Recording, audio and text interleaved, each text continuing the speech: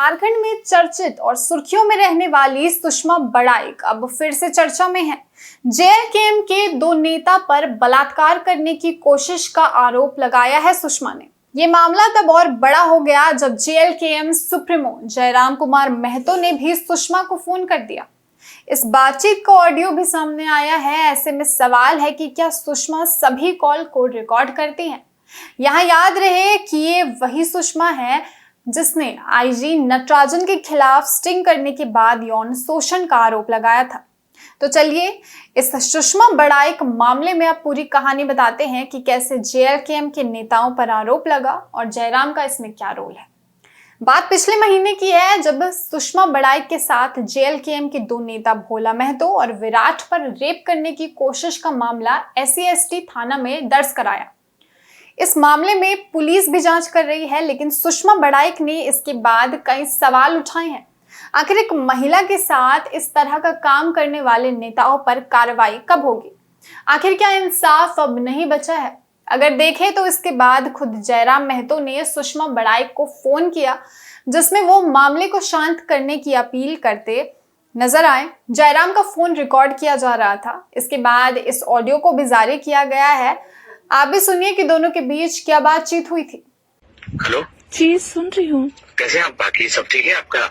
नहीं, ठीक नहीं हूँ मैं। माफी चाहेंगे अगर उन्होंने कुछ किया भी तो उनकी तरफ से हम माफी चाहेंगे। सुषमा जी, थोड़ा सा काइंडली इसको ले वापस कर लीजिए। अगर हमको माफ नहीं करना होता तो हम जब भोला जी ऐसे किए थे तभी हम केस कर सकते थे। हाँ, समझ रहे आपकी परिस्थिति को। बड़ा दुख लगता है कि आज इस छोटी सी उम्र में आपके साथ लोगों ने कितना जुल्म किया है। पर आप अभी कहाँ, रांची में हैं क्या?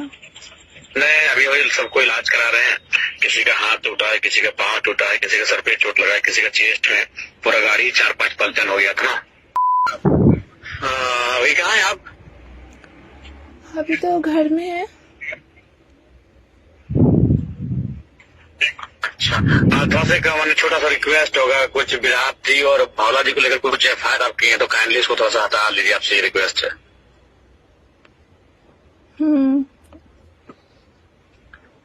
हम्बल रिक्वेस्ट है सुषमा जी, थोड़ा इसको कर दिया जाए। हम तो कर देंगे, पर आप उनको डांटेंगे। ऐसा नहीं होना चाहिए था।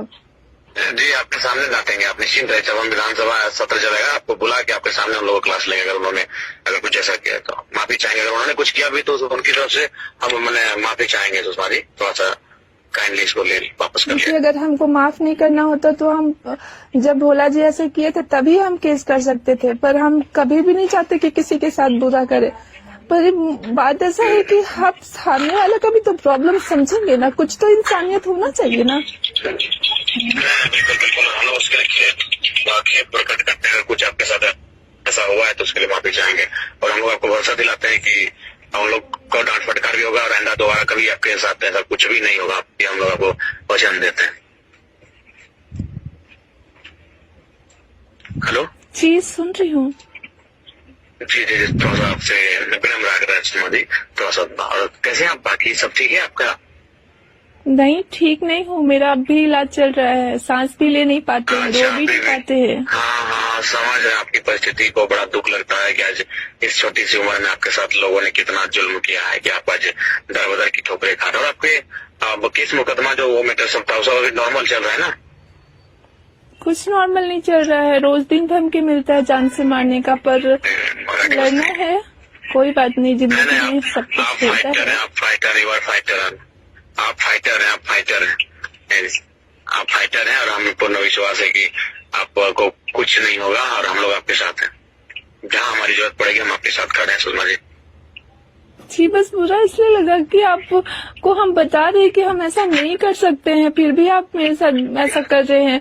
और हम रोते हैं तो सांस भी नहीं ले पाते। मेरा लंग्स में चोट लगा था और अपना ठीक है, हम उनको क्लास लेते हैं। निश्चिंत रहिए, आपके सामने हम लोग को क्लास लेंगे सुषमा जी। पैसा निश्चिंत रहिए। मैं तो लोग को सीधे हम पनिशमेंट देने का काम करेंगे। जी ठीक है, तो और अपना ख्याल रखिएगा। बाकी हमसे हमारी योग्य कुछ भी रहेगा तो हमको जरूर बोल देगा, ठीक है जी। अब सवाल ये है कि आखिर सुषमा बड़ाइक कौन है और इतने चर्चा में क्यों रहती हैं? आपको याद होगा कि साल 2005 में हुए बहुचर्चित हाई प्रोफाइल रेप कांड में चर्चा में आई थी ये। इसमें कोई नेता या आम आदमी नहीं था, बल्कि उस वक्त के तत्कालीन इंस्पेक्टर जनरल यानी आईजी नटराजन पर आरोप लगा था। सुषमा ने यौन शोषण का आरोप लगाया था उन पर। इस घटना के बाद राज्य में तूफान आ गया था। इस पूरे मामले में मीडिया की अहम भूमिका रही। एक निजी चैनल के स्टिंग में ये खुलासा हुआ कि साक्ष्य के तौर पर इन सभी चीजों को कोर्ट में भी स्वीकार किया गया था। सुषमा और नटराजन के बीच हुए अनैतिक कार्यों के उन फुटेज और रिकॉर्डिंग्स का कोर्ट ने भी इस्तेमाल किया था। बता दें कि इस हाई प्रोफाइल स्टिंग के लिए सुषमा ने ही वीडियो रिकॉर्डिंग की थी।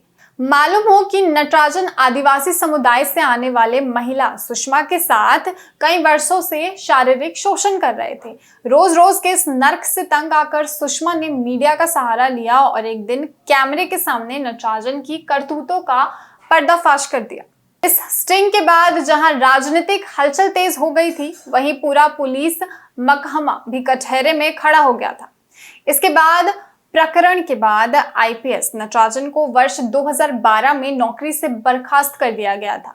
उनके खिलाफ ये कार्रवाई वर्ष 2005 में सनसनीखेज स्टिंग ऑपरेशन के सामने आने के बाद की गई थी।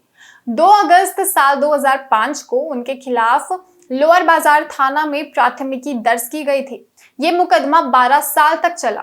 इसके बाद कोर्ट ने वर्ष 2017 में नटराजन को रिहा कर दिया था।